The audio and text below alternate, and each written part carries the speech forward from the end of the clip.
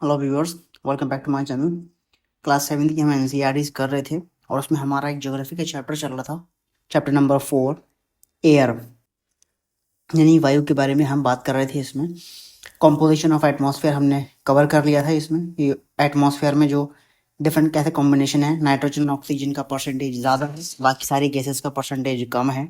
किस तरीके से जो है वो प्लांट नाइट्रोजन लेते हैं, इसके बारे में भी हमने देखा था।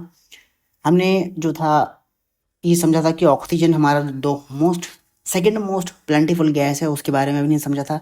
कैसे कार्बन डाइऑक्साइड का और ऑक्सीजन का एक बैलेंस क्रिएट होता है एटमॉस्फेयर में, इसको हमने जाना था। हमने उसके बाद स्ट्रक्चर ऑफ एटमॉस्फेयर देखा था, जिसमें हमने 5 लेयर्स ऑफ एटमॉस्फेयर देखी। अर्थ सरफेस में जो 5 लेयर्स हैं, हमने उनको 1 बाय 1 डिस्कस किया था। Troposphere, stratosphere, mesosphere, thermosphere, exosphere को हमने देखा था और यहाँ तक हमने अपना पार्ट 1 कवर कर लिया था। पार्ट 2 में आज हम जो है वो वेदर और क्लाइमेट को हम समझेंगे, यानी मौसम और जलवायु को हम समझेंगे। तो चलिए स्टार्ट करते हैं। छोटी सी बात से स्टार्ट हो रहा है कि क्या सवाल से स्टार्ट हो रहा है, क्या आज बारिश होगी? Will it be a bright और सनी टुडे? क्या आज जो है वो एक दिन जो होगा वो सनी होगा, कैसा होगा? कितनी बार हमने जो है वो सुना है, एंशियस क्रिकेट जो फैंस होते हैं वो स्पेकुलेट करते हैं फेट को, ओडीआई के यानी वनडे जो मैचेस होते हैं उसमें वेदर की फोरकास्टिंग देख के ही जो है वो पता चलता, बताते हैं कि भैया आज बारिश के आसार नज़र आते हैं, या आज मौसम जो है वो सनी रहेगा, एक तरीके से धूप वाला मौसम रहेगा, या कैसा मॉइस्चर वाला या मॉइस्चर का ये ह्यूमिड वाला जो है वो मानसून रहेगा, कैसा रहेगा, इस चीज़ के बारे में वो प्रेडिक्ट करते हैं। ठीक है, तो हम अगर यहाँ पर इमेजिन करें कि हमारी बॉडी जो है वो एक रेडियो है। रेडियो है, रेडियो का मतलब ये कि हम अपनी बॉडी को ऐसे समझ रहे हैं कि हम ट्रांसमिट कर रहे हैं एक तरीके से, क्योंकि रेडियो का काम ट्रांसमिशन का ही तो होता है, रेडियो से तो ट्रांसमिशन होती है। तो अगर हम अपनी बॉडी को एज अ ट्रांसमिशन सोर्स समझें, यानी रेडियो समझें, और माइंड को उसका स्पीकर समझें, यानी हमारा जो दिमाग है उसको हम स्पीकर समझें, यानी उसको हम समझें कि हमारे दिमाग से ये बात निकल कर आ रही है, तो हम वेदर जो है वो something that fiddles with its control knob. तो मौसम जो है वो ऐसा ही है कि हमारे दिमाग से जो निकलता है, हम ये सोचते हैं कि मौसम ऐसा होगा। हमने देखा आसमान में घने बादल हैं, हमें लगा भाई मौसम जो है वो बारिश वाला हो सकता है, ठंडी ठंडी हवा चलेगी। ठीक है, लेकिन अगर हम देखें कि आधी धूप और आधी जो है वो तरीके से मौसम जो है वो हमारा खुशनुमा सा है, आधे में बादल निकले हुए हैं, आधे में सनशाइन निकली हुई है, तो हमें लगता है कि भाई मौसम थोड़ा सा ठंडा गर्म रहेगा। ठीक है, तो हम ऐसे प्रोडिक्ट करते हैं अपने मौसम को। ठीक है, तो वेदर क्या होता है, मौसम जो होता है वो बेसिकली आवर टू आवर या डे टू डे कंडीशन जो है वो एटमॉस्फेयर की, वो उसके हिसाब से होता है। यानी पल ही पल में, यानी कि घंटे भर में ही जो है वो पता चला मौसम एक अच्छा सा कि बारिश वाला मौसम था, और पता चला कि अगले ही घंटे जो है वो धूप निकल कर आ गई। या आज हमारे दिन में, इस दिन में, आज के दिन में जो है वो हमें कोहरा देखने को मिल रहा है, और पता चला अगले ही 2 दिन जो है वो कोहरे का ज़रा सा भी निशान नहीं, पूरे दिन धूप रही। ठीक है, तो वेदर इस तरीके से इसको प्रेडिक्ट हम कर सकते हैं, लेकिन वो प्रेडिक्शन सही हो कि होगी कि नहीं, इस चीज़ पर हमारे किसी चीज़ का भी कोई कंट्रोल नहीं है। एक हॉट और एक ह्यूमिड वेदर जो है वो मेक वन इरिटेबल, एक गर्म और एक उमस भरा जो वेदर होता है वो हर एक पर्सन को जो है वो, किसी भी पर्सन को जो है वो एक इरिटेबल बना सकता है। वो परेशान हो जाएगा कि है हाय गर्मी, और गर्मी, इतनी गर्मी हो रही है, बर्दाश्त नहीं हो रही, तो वो इस तरीके से इरिटेट कर सकता है। और एक प्लीजेंट और एक ब्रीजी वेदर जो होता है वो हर एक को खुशनुमा कर देगा कि बारिश वाला मौसम है, क्या बेहतरीन हवा चल रही है, एकदम मस्त वाली हवा चल रही है, बढ़िया तरीके से मौसम बड़ा ही एकदम बेहतरीन तरीके का है, और हम उसी में जो है वो प्लान कर लेते हैं कि भाई चलो आज भाई घूमने चलते हैं बाहर, मौसम बड़ा खुशनुमा सा है। ठीक है, तो वेदर क्या होता है, weather can change dramatically from day to day. Weather जो है वो, मौसम जो है वो दिन दिन में बदल जाता है। आज दिन में कैसा मौसम है, कल दिन में कैसा मौसम होगा, ये अलग ही मामला बन जाता है। ठीक है, however the average weather conditions of a place for a longer period of time represent the climate of the place. यानी कि कहने का एक एवरेज वेदर कंडीशंस होती है ना किसी भी जगह की, एक किसी कोई भी एक जगह है, उस जगह की जो एक एवरेज वेदर कंडीशंस जो होती है वो किसी भी टाइम पीरियड में, नहीं सपोज अगर एक हिल स्टेशन में आप जा रहे हो तो वहाँ पे लॉन्गर पीरियड ऑफ टाइम्स के लिए जो है वो वेदर कंडीशंस थोड़ी सी ठंडी सी रहेगी, खुशनुमा एक एवरेज वेदर कंडीशन रहेगा, ठंडा ठंडा सा रहेगा। तो हम उस चीज़ को जो है वो, हम क्लाइमेट प्लेस को उस तरीके से रिप्रेजेंट करते हैं कि यार ये हिल स्टेशन के लिए जगह है, नैनीताल है टाइप की, या दार्जिलिंग है, शिमला है, पहाड़ियाँ क्षेत्र हैं, जितने भी ये रीजन्स हैं वो थोड़ा से ठंडे ठंडे से रहते हैं, ठीक है। वहीं अगर हम किसी राजस्थान के रीजन में चले जाते हैं या किसी भी जो है वो एक तरीके के जंगली रीजन, जंगल वाले रीजन में चले जाते हैं, तो हमें वहाँ पे थोड़ा सा टेम्परेचर जो है वो थोड़ा सा उन सूखे जगहों में नहीं, रेगिस्तान में हमें मौसम मिलेगा बहुत ही गर्म गर्म मौसम मिलेगा कि वहाँ पे एक लंबे पीरियड के लिए जो है वो गर्मी वाला मौसम रहता है। जंगलों में एक गर्मी अच्छे खासे टाइम पीरियड के लिए जो है एक मौसम थोड़ा मॉइस्ट वाला रहता है। नॉर्थ ईस्टर्न के जो रीजन्स हैं, खासतौर से जो चेरापूंजी टाइप के रीजन्स हैं, वहाँ पे बहुत बारिश होती है, तो उस वहाँ पे रीजन में थोड़ी सी जो होती है वो ह्यूमिडिटी सी रहती है, तो वो क्लाइमेट के बारे में पता चलता है कि भाई यहाँ पर जो है वो एक ठंडा मौसम है, यहाँ पे इस जगह पे जो है वो ये गर्म मौसम है, ठीक है। तो वो एक क्लाइमेट को बताता है, वहाँ की जलवायु को बताता है, ठीक है। तो अब हम ये समझते हैं, इसीलिए हम जो है वो डेली डेली बेसिस पर जो है वेदर फोरकास्ट करते हैं। अखबार में आप देखते होंगे एक कॉर्नर पे कहीं ना कहीं जो है वो आपको मौसम वेदर फोरकास्टिंग के बारे में लिखा हुआ होता है कि इस पर्टिकुलर रीजन में, यानी कि इस पर्टिकुलर शहर में या डिस्ट्रिक्ट में जो है वो मौसम का मैक्सिमम टेम्परेचर इतना हो सकता है, मिनिमम टेम्परेचर इतना होगा। साथ ही साथ दूसरे सिटीज़ के आस पड़ोस के जो सिटीज़ हैं उनके बारे में भी पता चलता है, अखबारों में हम देखते हैं। साथ ही साथ जो है वो हमारे फ़ोन के एप्लीकेशन में जो होम स्क्रीन पे जो होता है वो पूरा एक पैनल होता है जिसमें वेदर फोरकास्टिंग टेम्परेचर लिखा हुआ होता है कि भाई जिस जगह पर है उस जगह 25 डिग्री तापमान है या 31 डिग्री तापमान है, ठीक है। इवन वो जो है वो हर एक घंटे के टाइम के हिसाब से भी जो है वो वेदर को प्रिडिक्ट करता है, वीकली भी जो है वो प्रिडिक्ट करते बताते रहते हैं, तो वेदर फोरकास्टिंग होती रहती है, ठीक है। अच्छा, अब यहाँ पर एक एक जानने वाली बताई इंफॉर्मेटिव बात है, यहाँ पर बता रहे हैं कि हम ये जान के ये ताज्जुब होगा कि हमारी जो अर्थ है वो रिसीव करती है सिर्फ एक हिस्सा रिसीव करती है सन की एनर्जी का, कितने में से, 200 बिलियन में से। यानी कि 200 बिलियन की एनर्जी यूँ कंसिडर कर सकते हो आप कि 200 बिलियन, अगर आपके पास 200 बिलियन रुपए हैं और उस 200 बिलियन के रुपए में से आप किसी को भी 1 रुपया दे रहे हो, तो यूं समझ लीजिए कि वो 200 बिलियन जो है वो सन की एनर्जी है, और आपने उसमें से किसी एक को, किसी दूसरे पर्सन को 1 रुपया दे दिया, तो मतलब यानी कि उस आपने उसको अर्थ समझ के जो है वो उसको एक एनर्जी दे दी। तो यानी आप 200 बिलियन में से सिर्फ 1 रुपया आप दे रहे हो, तो कितना ही दे रहे हो आप, तो बिल्कुल उसकी तो आप परसेंटेज ही निकालना, मैं समझता हूँ सर नील बराबर आएगी परसेंटेज भी, ठीक है। तो आप ये सरप्राइज पूछिए, अर्थ की इतनी सारी एनर्जी है और उसमें से सिर्फ सॉरी सन की जो है वो इतनी भरमार एनर्जी है, 200 बिलियन की एनर्जी है, और उसमें से सिर्फ और सिर्फ जो है वो अर्थ को सिर्फ एक हिस्सा जो है वो रिसीव हो रहा है, एक हिस्सा रिसीव हो रहा है, ठीक है। ये एक इंटरेस्टिंग पॉइंट यहाँ बताया था। अब हम देख लेते हैं भैया तापमान को, देख लेते हैं भाई टेम्परेचर क्या चीज़ होती है। टेम्परेचर हम कहते हैं भाई आज तो बड़ा मौसम गर्म है, भाई टेम्परेचर बहुत आज हद तेज़ है, वो कहते हैं अच्छा खासा इंसान का भी कहते हैं भाई तेरा तो टेम्परामेंट ही तेज़ होगी। तो टेम्परामेंट का मतलब वो टेम्परेचर से, यानी कि तेरा तो पारा ही ऊपर निकल चुका है एक तरीके से, ठीक है। तो यहाँ पर टेम्परेचर कह रहे हैं, the temperature you feel every day is the temperature of the atmosphere. जो हम तापमान जो फील करते हैं ना, वो एटमॉस्फेयर का ही एक तापमान होता है, ठीक है। वो एक एटमॉस्फेयर का ही जो है वो एक तापमान होता है, और जो डिग्री इसकी होती है हॉटनेस की या कोल्डनेस की, यानी कि ये कितना गर्म है कितना ठंडा है, हवा कितनी गर्म है हवा कितनी गर्म है, इसी को जो है वो हम टेम्परेचर कहते हैं, ठीक है। टेम्परेचर जो होता है वो एटमॉस्फेयर का, वो चेंजेस होता है दिन और रात में ही नहीं, सीजन टू सीजन जो है वो चेंज हो जाता है, समर हो जाते हैं गर्म और विंटर हो जाते हैं हमारे ठंडे, ठीक है। तो टेम्परेचर अभी इस समय मार्च का सीजन चल रहा है, मार्च का, तो यहाँ पे आपको हल्की सी मौसम में थोड़ी सी चेंज है, इस लोकेशन पे जहाँ पे मैं हूँ, इस लोकेशन में थोड़ी सी चेंजेस हैं। तो यहाँ पे कल रात में बारिश हुई थी मेरे रीजन में, और अभी इस समय क्या निकला हुआ, अभी इस समय धूप निकली हुई है, तो टेम्परेचर का कोई भी एकदम प्रोडक्शन परफेक्टली नहीं हो सकती। तो टेम्परेचर जो है वो दिन में अलग हो जाएगा, रात में अलग हो जाएगा, किसी सीजन में अलग होगा, यानी आपका ये जनवरी फरवरी दिसंबर जनवरी फरवरी का जो रीजन हो, अरे वो सीजन होंगे, मंथ्स होंगे, ये ठंडक वाले होंगे। उसके बाद आपके पास मई जून जुलाई के जो रीजन होंगे, वो सीजन जो होंगे, मई जून जुलाई के जो सीजन होंगे, मंथ होंगे, वो गर्म होंगे। तो समर हमारे गर्म होते हैं, विंटर हमारे ठंडे होते हैं। एक इम्पॉर्टेंट फैक्टर जो है वो इन्फ्लुएंस करता है टेम्परेचर के डिस्ट्रीब्यूशन को, वो होता है इंसोलेशन। इंसोलेशन क्या होता है, इंसोलेशन जो होती है वो एक incoming solar energy intercepted by the अर्थ।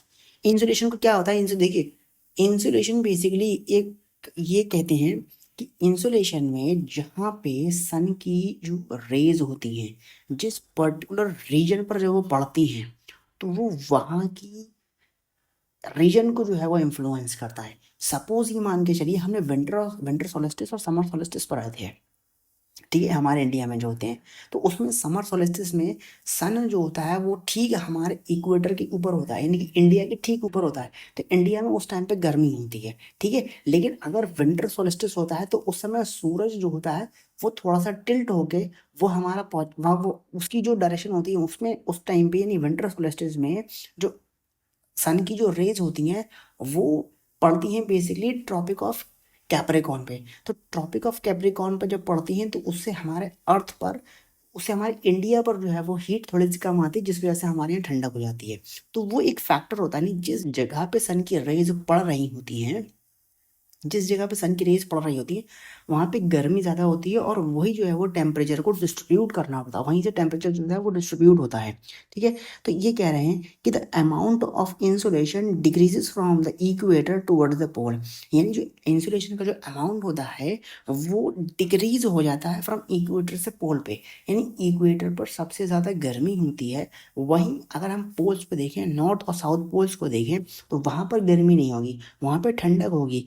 इसी वजह से जो हमारे नॉर्थ पोल हैं और साउथ पोल हैं उस पर जो है वो बर्फ आपको देखने को मिलती है, ठीक है।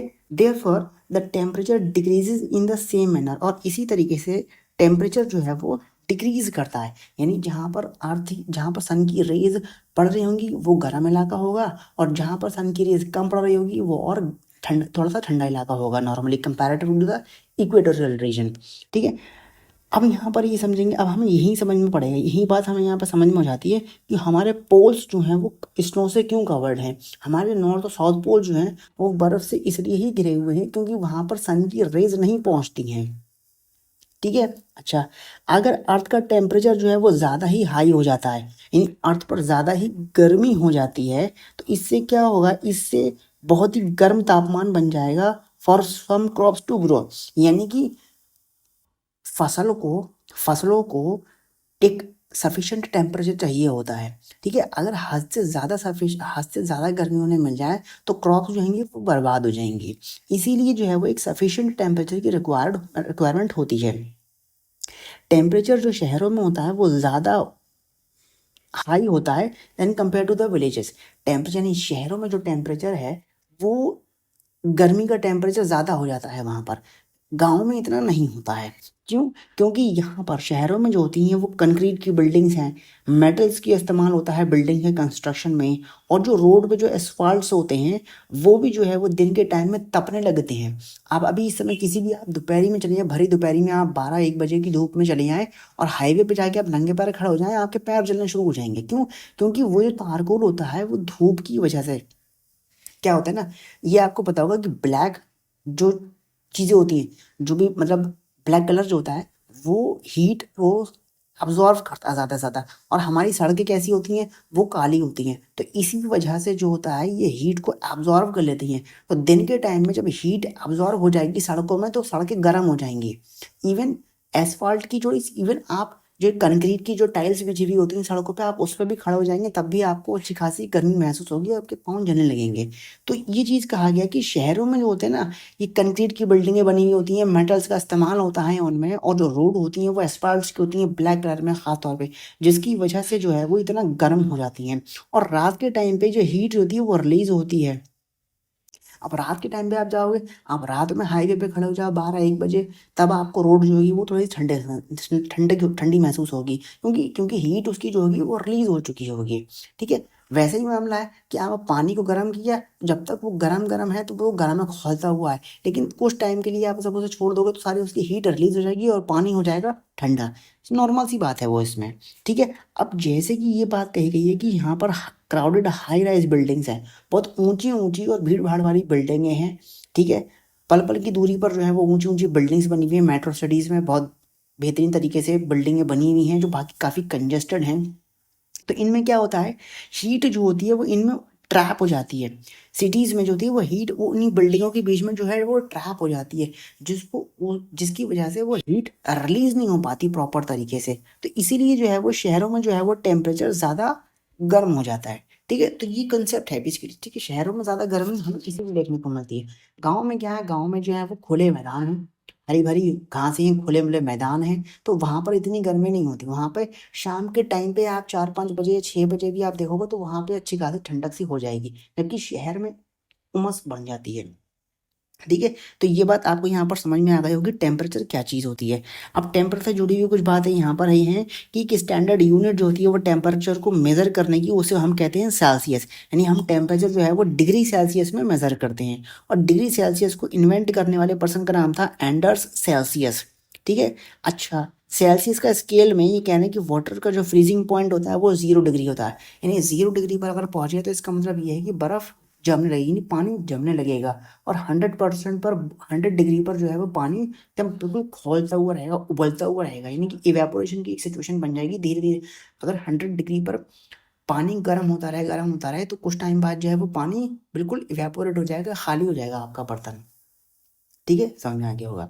अब हम क्या देखेंगे, अब हम देखेंगे एयर प्रेशर को देख लेते हैं जल्दी से जल्दी। ठीक है, अब एयर प्रेशर क्या चीज़ है।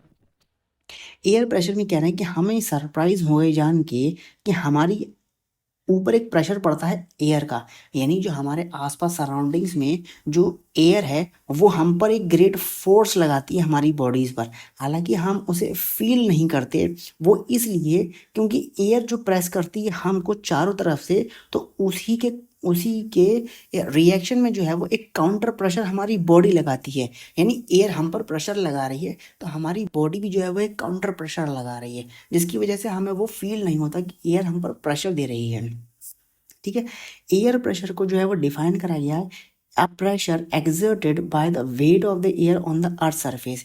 यानी जो एक प्रेशर का मतलब ये है कि जो हवा का जो वजन है, ये कहने में अजीब लगता, सुनने में अजीब लगता है कि अभी हवा का भी वजन होता है, लेकिन होता है, वो हमें फील नहीं होता। तो हवा का जो प्रेशर हुआ, हवा का जो वजन होता है, जो वो हमारे ऊपर पड़ता है तो हमें फील नहीं होता। तो अर्थ सरफेस पर भी जो है वो ऐसे ही हवा का एक वजन जो है वो प्रेशर क्रिएट करता है, वो अर्थ के सरफेस पर पड़ता है। अब वो पड़ता है, वो एक साइंटिफिक बात है। ठीक है, अब जैसे ही हम जो है वो ऊपर की तरफ जाएंगे, लेयर्स ऑफ एटमॉस्फेयर जिसको हमने पढ़ा था कि ट्रोपोस्फेयर, स्ट्रेटोस्फेयर एंड ऑल, जो हम 5 लेयर पढ़ी थी। अब जैसे जैसे हम लेयर बाय लेयर क्रॉस करते चले जाएंगे तो प्रेशर जो होगा वो हमारा कम हो जाएगा। प्रेशर हमारा कम हो जाएगा, धीरे धीरे प्रेशर जो है वो डिक्रीज हो जाएगा। वो कैसे डिक्रीज होगा इसको हम देखेंगे। देखिए, द एयर जो प्रेशर है वो हाईएस्ट होता है सी लेवल पर। यानी आप जब पानी में जाओगे तो आप पानी में जो है वो एक सर्टेन डिस्टेंस तक ही जा सकते हो। अगर आप उससे नीचे जाओगे ना तो आपके ऊपर बेइंतहाशा प्रेशर पड़ेगा पानी का, वो बर्दाश्त नहीं होगा और आप उसी में डूब जाओगे, आप ऊपर उठ ही नहीं पाओगे। ठीक है, तो हाईएस्ट प्रेशर जो होता है वो सी लेवल पर होता है, समुद्र के तल पर होता है। ठीक है, और डिक्रीज हो जाता है विद द हाइट। अब जैसे ही हम ऊपर की तरफ उठेंगे, प्रेशर जो होगा वो हमारा धीरे धीरे कम होता चला जाएगा। ठीक है, horizontally the distribution of air pressure is influenced by temperature of air at a given place। Horizontally distribution कैसे होता है एयर प्रेशर का, वो इन्फ्लुएंस करता है by the temperature of the air. अच्छा, हॉरिजॉन्टली जो एयर प्रेशर का डिस्ट्रीब्यूशन होता है, बेसिकली देखिए, एक ये ज़मीन प्लेन है, एक ज़मीन थोड़ी सी ऐसे उठी हुई सी है। ठीक है, एक ज़मीन ऐसी आ रही है आपकी, ये डिफरेंट डिफरेंट लैंडफॉर्म्स थी जो हमने पढ़ी थी। ठीक है, तो यहाँ पे जो हॉरिजॉन्टली डिस्ट्रीब्यूशन होता है ना एयर प्रेशर का, वो इन्फ्लुएंस होता है by the temperature of the air at the given place. अब यहाँ पर जिस तरीके से एयर प्रेशर क्रिएट कर रही होगी, एयर प्रेशर डाल रही होगी, उससे यहाँ का एनवायरनमेंट जो है वो एयर प्रेशर वो इन्फ्लुएंस होगी। ऐसे ही इस प्लेन एरिया पर जो है वो एयर प्रेशर एक अलग तरीके से वर्क करेगा। इस प्लेटो टाइप के एरिया पर जो है वो अलग तरीके से प्रेशर करेगा। इस हल्का सा हिल स्टेशन टाइप हिल जो एरिया है उस पर जो है वो एयर प्रेशर अलग तरीके से काम करेगा। ठीक है, तो वो एरियाज जहाँ पर टेम्परेचर हाई होता है, air gets heated and rises. यानी जहाँ पर टेम्परेचर हाई होता है, टेम्परेचर हाई होने का मतलब ये है कि जहाँ पर तापमान जो है वो गर्म होता है। जब तापमान गर्म होता है तो हीट एयर जो होती है वो गर्म होने लगती है। जब एयर गर्म होगी तो वो एक्सपेंड होगी और हीट करेगी। इसको हमने कॉन्सेप्ट को पार्ट 1 में समझा था। एक बॉक्स दिया हुआ था, चैप्टर के पेज नंबर 2 पे एक बॉक्स दे रखा था कॉर्नर की साइड पे, अपर कॉर्नर पे। तो उसमें हमने ये समझा था कि जब एयर गर्म होती है तो वो ऊपर की तरफ उठती है, एक्सपैंड करती है और ऊपर की तरफ उठती है, और जैसे ही वो ऊपर की तरफ उठती है तो वो लाइट वेट हो जाती है, और लाइट वेट होने की वजह से ही जो है वो यहाँ पर कह रहे हैं कि वहाँ पर टेम्परेचर जो है वो कम हो जाता है। ठीक है, तो जब एयर हीट करती है और राइज होने लगती है तो इससे जो होता है वो एक लो प्रेशर बन जाता है। लो प्रेशर इसलिए बन जाएगा क्योंकि हवा तो ऊपर की तरफ उठ गई ना, तो प्रेशर तो नीचे की तरफ से खाली हो जाएगा। जब नीचे की तरफ से प्रेशर खाली हो जाएगा तो वो लो प्रेशर एरिया बन जाएगा, यानी जमीन पर जो है वो एक लो प्रेशर बन जाएगा जब हवा ऊपर की तरफ उठेगी। ठीक है, लो प्रेशर जो है वो तब एसोसिएट होता है जब हमारे क्लाउडी स्काईज और वेट वेदर होता है, यानी जब हमारे बादल वाला मौसम होता है, यानी आसमान में जब बादल होते हैं और जो एक गर्म मौसम होता है तो वो लो प्रेशर जनरेट करता है। ठीक है, लो प्रेशर किस तरीके से जनरेट करता है ये आपने समझ लिया। ठीक है, आगे देखेंगे कुछ एरियाज जहाँ पर टेम्परेचर लो होता है। अब लो टेम्परेचर का मतलब ये कि थोड़ी सी ठंडक होती है, और ये भी हमने कंसेप्ट पढ़ा था कि जब ठंडी एयर होती है डेंस होती है तो वो हैवी हो जाती है। तो एयर जब ठंडी हो जाती है भारी, लोअर टेम्परेचर होने की वजह से एयर हो जाती है ठंडी, और इसीलिए वो हो जाती है हैवी। जब हैवी हो जाती है तो हैवी एयर जो होती है वो सिंक करती है, नीचे की तरफ आती है, और नीचे की तरफ आने की वजह से जो है वो एक हाई प्रेशर क्रिएट करती है, क्योंकि जितनी भारी मात्रा होगी, यानी कि आप देखिए आप किसी एक छोटे पत्थर को लीजिए और एक बहुत ही बड़े पत्थर को लीजिए। ठीक है, तो आप ये देखेंगे कि छोटे पत्थर का जो इफेक्ट होगा ज़मीन पे वो हल्का सा होगा, जबकि एक बड़े से पत्थर का इफेक्ट धरती पे जब वो गिरेगा तो उसका एक इफेक्ट अलग होगा। आप इसको एग्जाम्पल से समझिए कि कोई भी अगर मीटोराइट जो होता है वो ज़मीन पे आके जब धरती पे क्लैश करता टकराता है तो एक बहुत बड़ा सा क्रेटर बनता है, बहुत बड़ा सा गड्ढा बनता है। ठीक है, और अगर आप कोई अपने घर की बनी हुई, घर में जो ईंटें इस्तेमाल होती हैं कंस्ट्रक्शन में, आप उसको देख लीजिए तो उसका इम्पैक्ट आपको अलग नजर आएगा।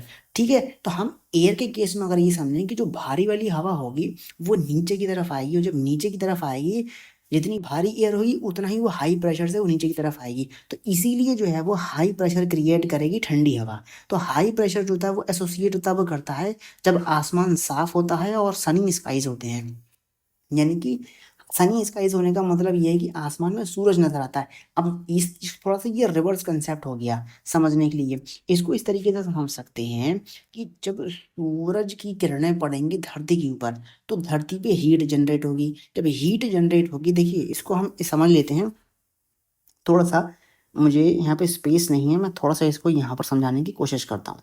ठीक है, देखिए ये है हमारा लैंड सरफेस एरिया। ठीक है, यहाँ पर जो है वो सूरज की किरणें हैं, सूरज है, तो ये सूरज की किरणें जब इस जगह पे पड़ रही हैं तो इस जगह पे जो एयर है वो एक्सपेंड होगी, गर्म होके ऊपर की तरफ उठेगी। जब ऊपर की तरफ उठेगी तो यहाँ से तो एक तरीके से लो प्रेशर क्रिएट हो गया ना, इस जगह पे तो लो प्रेशर क्रिएट हो गया ना। ठीक है, इस जगह पे लो प्रेशर क्रिएट हो गया, यहाँ पे इस जगह पे लो प्रेशर क्रिएट हो गया।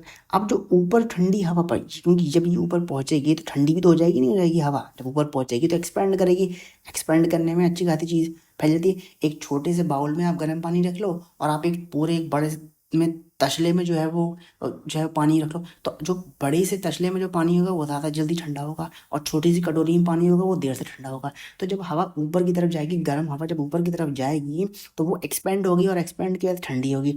ठंडी होने के बाद वो सर्कुलेट करेगी और नीचे आएगी, क्योंकि हवा ठंडी होने के बाद नीचे तो गिरेगी डेंस सिंक होके। तो जब वो यहाँ पे सिंक करके गिरेगी भारी हवा, क्योंकि ठंडी हवा भारी होती है, तो यहाँ पर जो है वो एक हाई प्रेशर क्रिएट करेगी। इस जगह पे गिरेगी या जहाँ पर भी वो हवा पहुंचेगी, सपोज यहाँ नहीं पहुंच रही, सपोज इस जगह पे नहीं पहुंच रही, सपोज इस जगह पे नहीं पहुंच रही। ठीक है, वो यहाँ पे नहीं, अब ठंडी हवा यहाँ ना पहुंच के इस जगह पे पहुंच रही है, तो यहाँ पे जो है वो एक हाई प्रेशर क्रिएट हो जाएगा, यहाँ पे हाई प्रेशर क्रिएट होगा, और इस जगह पे जो है वो लो प्रेशर क्रिएट होगा। इस जगह पे, सॉरी, इस जगह पे जो है वो लो प्रेशर क्रिएट होगा। तो वो इस तरीके से सर्कुलेशन होगा। ठीक है, वो सर्कुलेशन वाली बात हमने पीछे पढ़ी थी। ठीक है, इसको इरेज कर देते हैं। ठीक है, तो अब यहीं पर कह रहे हैं कि air always move from high pressure area to low pressure. तो एयर हमेशा ही जो है वो हाई प्रेशर से लो प्रेशर की तरफ आती है, क्योंकि वो इस तरीके से बार बार सर्कुलेट करेगी, तो सर्कुलेशन में जो है वो एक हाई प्रेशर से लो प्रेशर की तरफ जाएगी। ठीक है, हाई प्रेशर से एक लो प्रेशर की तरफ ही जाएगी। ठीक है, ये बात हमने यहाँ पर समझ ली। ठीक है, आगे देख लेते हैं भाई। आगे देखने से अच्छा है, मैं समझता हूँ इस वीडियो को यहीं रोक देना चाहिए। वीडियो ज़्यादा लेंदी हो जाएगा, एक्सप्लेन करा है मैंने थोड़ा डिटेल में, इसलिए टाइम इसमें ज़्यादा लग गया, 25-30 मिनट का वीडियो होने ही वाला होगा। तो इस वीडियो को हम यहीं रोकते हैं। अगले वीडियो में जो है वो हम विंड्स के बारे में पढ़ेंगे, यानी कि वायु के बारे में हम पढ़ेंगे डिटेल में। अच्छा, एक चीज़ यहाँ पर जो है वो एयर प्रेशर से जुड़ी हुई है, मैं इसको और कवर कर देता हूँ यहाँ पर कि ऑन मून पर देर इज़ नो एयर, चांद पर कोई हवा नहीं है, तो जब हवा नहीं है तो प्रेशर भी नहीं बनेगा। सही है, सही है। अच्छा, एस्ट्रोनॉट क्या होते हैं, वो एक स्पेशल तरीके का प्रोटेक्टिव स्पेस सूट पहनते हैं जिसमें हवा भरी हुई होती है जब वो मून पर जाते हैं। यानी उनका आपने देखा होगा एस्ट्रोनॉट्स का सूट कैसा होता है, ये आपने देखा ही है। ठीक है, अगर वो ये नहीं पहनते, वो स्पेस सूट्स नहीं पहनते, तो काउंटर प्रेशर जो एग्जर्टेड होगा बाय द बॉडी, यानी बॉडी की तरफ से जो बाहर की तरफ निकलेगा, क्योंकि जब एयर होगी तो हम पर प्रेशर पड़ेगा, और हमको हमारे ऊपर जो प्रेशर पड़ेगा उसको हम बॉडी हमारी काउंटर फोर्स करेगी। ठीक है, लेकिन जहाँ पे एयर ही नहीं होगा तो प्रेशर भी नहीं पड़ेगा, लेकिन बॉडी जो है वो एक तरीके से प्रेशर क्रिएट करेगी। तो जब प्रेशर क्रिएट करेगी, तो अगर वो एस्ट्रोनॉट सूट नहीं पहने हुए होंगे तो बॉडी के अंदर से जो प्रेशर बाहर को निकल रहा है उससे क्या होगा, उससे जो ब्लड वेसल्स होंगी वो फट जाएंगी। ठीक है, तो एस्ट्रोनॉट जो है वो ब्लीड करने लगेंगे वहीं पर। इसको आप एक एग्जांपल से समझो, जब आप जो है वो वैक्यूम सुना ना आपने, कि जहाँ पर एयर ही नहीं होती तो वहाँ पर वैक्यूम जनरेट हो जाता है। तो आपने अक्सर ये देखा होगा कि शर्ट में जब आप पेन रखते हो तो आपकी पेन की रिफिल जो होती है वो लीक करने लग जाती है। ठीक इसलिए करने लगती है क्योंकि पेन के अंदर की जो रिफिल है वो भी एक बाहर को जो है वो एक प्रेशर क्रिएट कर रही है, और उस पेन के ऊपर भी जो है वो एक एयर का प्रेशर पड़ रहा है। लेकिन जब पेन के ऊपर प्रेशर ही नहीं पड़ रहा और उसके अंदर का जो प्रेशर है वो बाहर निकलने की कोशिश कर रहा है, तो उसी निकलने की कोशिश में क्या होता है, रिफिल जो होती है वो बाहर निकल कर इंक जो होती है वो रिफिल से बाहर निकल कर आ जाती है। इसलिए शर्ट में वो रिफिल के बहने का दाग छोड़िया बन जाता है। तो ठीक वैसा ही है, अगर आपके ऊपर प्रेशर पड़ रहा है और आपकी बॉडी उसके ऊपर काउंटर प्रेशर कर रही है तब तो सफिशिएंट, तब तो मैं ठीक है। लेकिन आपके ऊपर प्रेशर नहीं पड़ने के कारण आपकी बॉडी जो है वो एक प्रेशर बाहर की तरफ निकाल रही है, तो जाहिर सी बात है इसका मतलब ये कि एक सिचुएशन थोड़ी सी डेंजरस है। इसमें ब्लड वेसल्स जो है वो आपकी फट जाएंगी और ब्लड निकलने की कोशिश करने लगेगा बाहर को। ठीक है, तो इसलिए एस्ट्रोनॉट्स को जो है वो एक स्पेशल सूट्स पहनाए जाते हैं। ठीक है, तो ये एयर प्रेशर से जुड़ी हुई बात थी, इसको मैंने इसलिए इसमें कवर कर दिया। अगली वीडियो में जो है वो विंड को कवर करेंगे, और विंड को कवर करके जो है वो चैप्टर हो जाएगा हमारा फिनिश। ठीक है, उम्मीद करता हूँ आपको वीडियो ये पसंद आया होगा, जो मैंने आपको बताई इन्फॉर्मेशन उससे आपको बखूबी समझ में आई होगी। ठीक है, अब हम पार्ट 3 में मिलेंगे, अपने इस चैप्टर को पार्ट 3 में हम कवर एंड कर देंगे, और फिर उसके बाद हम आगे अपना फॉरवर्ड करते रहेंगे। Thank you and have a nice